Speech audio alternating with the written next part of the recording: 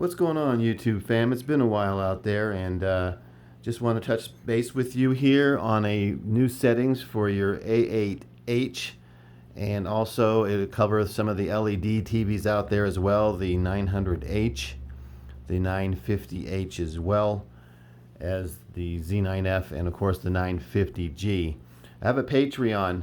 If you'd like to leave a little something in it, I'll leave the link in the comments below. And you know, it's not required, of course, but if you want to throw a little something in there, feel free to. So yeah, how's everybody doing out there? Let's get on with the settings here, and you guys can tell me what you think later. I had some pretty good overall overwhelming response on the last settings I did for the A8H OLED TV set, and of course I have the Z9F still. But the settings I found have worked across the board for most of those major TV sets that are out now by Sony. So if they don't work for you, of course, you could reset your TV, but into each his own. But the last video had some very overwhelming response. That's why I let it ride for a while, because I had a lot of response on that video.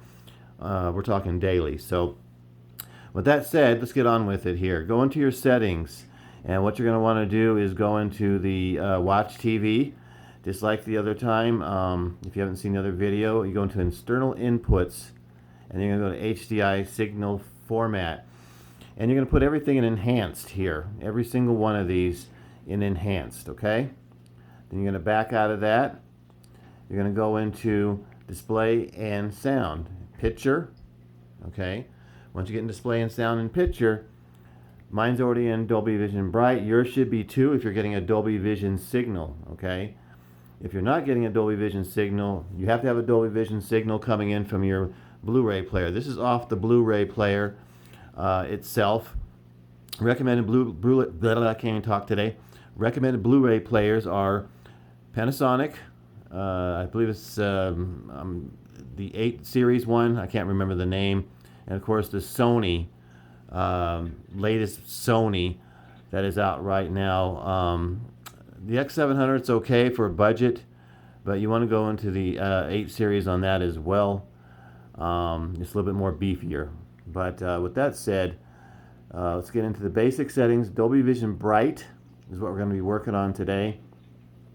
You can reset your picture settings if you screwed up your settings before. Just hit the reset button right here, and it's going to ask you to default yes or no. And of course, you're going to put yes if you want to reset. If not, then leave it alone.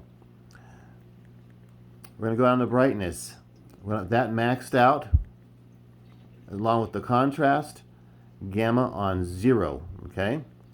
Black level. If you have an OLED, you're going to put the black level at 50. So A8H, say that 5 times fast. You're going to put that on 50. If you have one of the LED models, 49 for the Z9F. Okay. 900H, you want to put it on about 48. That video back up there. Okay, let me press pause here so I don't get hit with the band here. They don't let you play these videos on here once you get past a certain level on YouTube as far as subscribers. Black adjust is low. If you have a LED, okay, or you can put it on medium. If you have an OLED, you're going to turn that off. Okay, you don't need that on if you have an OLED. Turn it off, okay? Advanced contrast enhancer, off. Auto local dimming, this will be for an LED. Medium. Extend dynamic range if you have an LED. High. If you don't have an LED, you don't have these options. You'll notice that on there immediately. You don't have those options at all. In that case, you're going to go to your peak luminance and put your peak luminance on high. And of course, once again, there's no local dimming on an OLED A8H. And of course, there's no XDR as well. Okay? You're going to go into your color. I like to leave mine at 50, but if you're not stickler for artist intent, you're going to put that at 55 to get a little more punch in your picture. Okay? Oh, went back to one too many there. We're going to do clarity next. I like to leave it at 50. You don't need to mess with the sharpness. These TVs are sharp as hell as it is. Reality creation, I like to put it on manual and 55. Okay. Random noise reduction is going to be off. Digital noise reduction off. Smooth gradation, I like to leave that off to let the Dolby metadata do its thing. You could choose to turn it on if you like. I like it off. Motion. Okay. We're going to do the motion next. Oh, come on, get in here.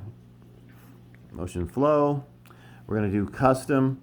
And you're going to do smoothness at 1.